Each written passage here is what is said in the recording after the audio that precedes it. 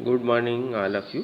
तो बच्चों, आज पाठ पढ़ेंगे माटी वाली, जिसके लेखक हैं विद्यासागर नौटियाल जी। विद्यासागर नौटियाल जी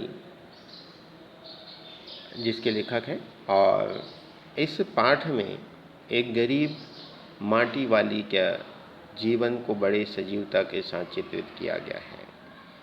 किस प्रकार से उसे गांव के सारे लोग जानते हैं और किस प्रकार से उसकी जीवन जो है कष्टपूर्ण व्यतीत होता है, इस बात को चित्रित किया गया है।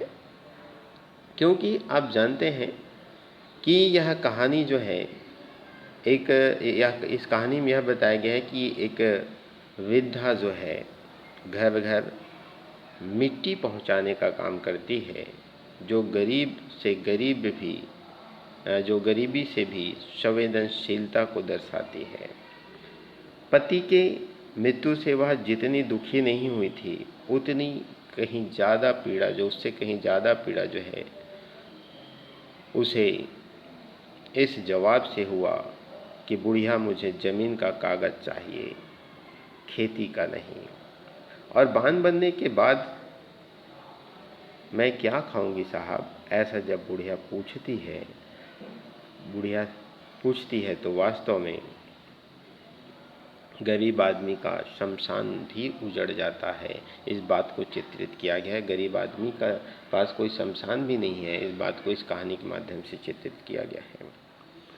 लेखक क्या बात कहते हैं इस कहानी के माध्यम से कि टेहरी शहर में लोग खाना पकाने के बाद लाल मिट्टी से चूल्हा की लिपाई करते हैं, लिपाई पोताई करते थे, और आवश्यकता होने पर घरों की भी लिपाई हो जाती थी। यह लाल मिट्टी शहर से दूर माटा खान से लानी पड़ती थी। यह कार्य ही उस बुढ़िया माटी वाली की आजीविका का साधन था। दूसरा कोई नहीं था जो इस कार्य को करता हो। इसलिए उस शहर के हर घर के किराएदार, बच्चे, बूढ़े, महिला, सब के सब जो है उससे परिचित थे। यदि वह वृद्धा बुढ़िया जो है माटा खान से माटी नहीं लाती, तो लोगों के सामने, सभी के सामने एक समस्या उत्पन्न हो जाती थी कि वह जो है चूल्हे चौकों की लिपाई पोताई कैसे करेंगे।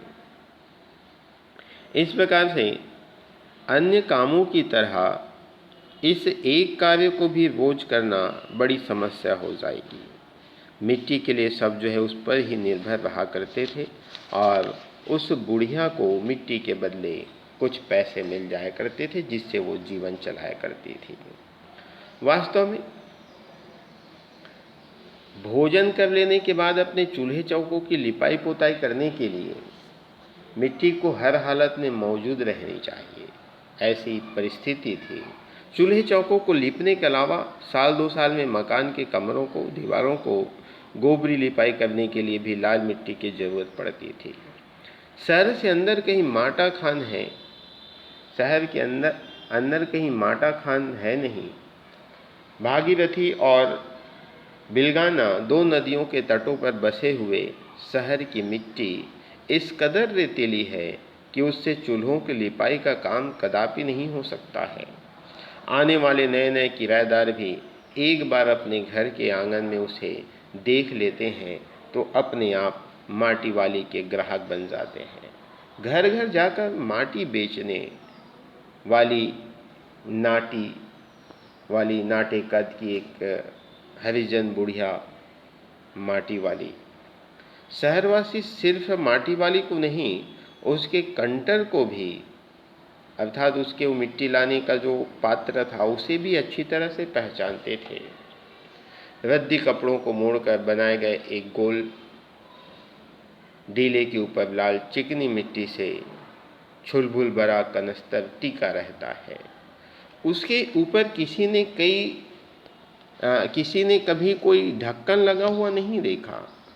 अपने कंटर को इस्तेमाल में लाने से पहले वह उसके ऊपरी ढक्कन को काटकर निकाल फेंक दी होगी, या ढक्कन न रहने पर कंटर के अंदर मिट्टी भरने और फिर उसे खाली करने में आसानी रहती है। ऐसा सोचकर शायद उन्होंने वो ढक्कन निकाल दिए होंगे। उसके कंटर को जमीन पर रखते रखते सामने के घर से 9-10 साल की एक छोटी लड़की कामनी दौड़ती हुई वहाँ पहुँची और यह बात कहती है कि मेरी माँ ने कहा है कि ज़रा हमारे यहाँ भी आ जाना। बुढ़िया कहती है अभी आती हूँ। घर की मालकिन ने माटी वाली को अपने कंटर की माटी कच्चे आंगन के कोने पर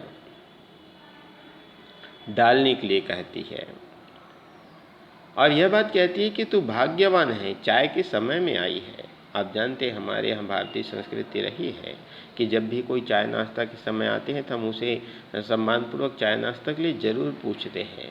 तो वही बात कहती है कि तू भाग्यवान है, चाय के समय में आई है। हमारे घर भाग्यवान आए खाते वक्त। वह अपनी रसोई में गई और 2 रोटियां लेती आई। रोटियां उसे सौंप कर वह फिर अपने रसोई में चली गई। कामनी की माँ जो है 2 रोटियां लाई और रोटी उसके हाथ में रखकर वह फिर वापस रसोई को चली गई। माटी वाली के पास अपने अच्छे या बुरे भाग्य के बारे में ज़्यादा सोचने का वक्त भी नहीं मिलता है, वक्त था ही नहीं।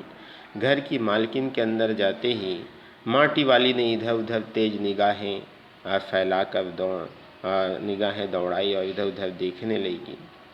देखती है कि वो इस वक्त अकेली है, उसे कोई देख भी नहीं रहा है। उसने तुरंत अपने सिर पर धरे ढीले के कपड़े के मोड़ों को हड़बड़ी में एक झटके में खोला और एक झटके में खोलकर उसे सीधा कर दिया। फिर इकहरा खुल जाने के बाद वह एक पुरानी चादर के एक फटे हुए कपड़े के रूप में प्रकट हुआ। मालकिन के बाहर आंगन में निकलने से पहले उसने चुपके से अपने हाथ में थामी 2 रोटियों में से एक रोटी को मोड़ा और उसे उस कपड़े में लपेटकर गांठ बांध दी। साथ ही अपना मुंह यूं ही चलाकर खाने का दिखावा करने लगी। घर की मालकिन पीतल के एक गिलास में चाय लेकर लौटी। उसने वह गिलास बुढ़िया के पास जमीन पर रख दी। उसके पश्चात ले साग बासी कुछ नहीं है, अभी इसी चाय के साथ रोटी खा ले। माटी वाली ने खुले कपड़े के एक छोर से पूरी गोलाई में पकड़कर पीतल का वह गर्म गिलास हाथ में उठा लिया। अपने होठों से गिलास के किनारों को छुआने से पहले शुरू में उसने उसके अंदर रखी गर्म चाय को ठंडा करने के लिए सूसू करके उस पर फूंक मारी और फूंक मारने के पश्चात तब वह रोटी के टुकड़ों को चबाते हुए धीरे धीरे चाय जो है पीने लगी।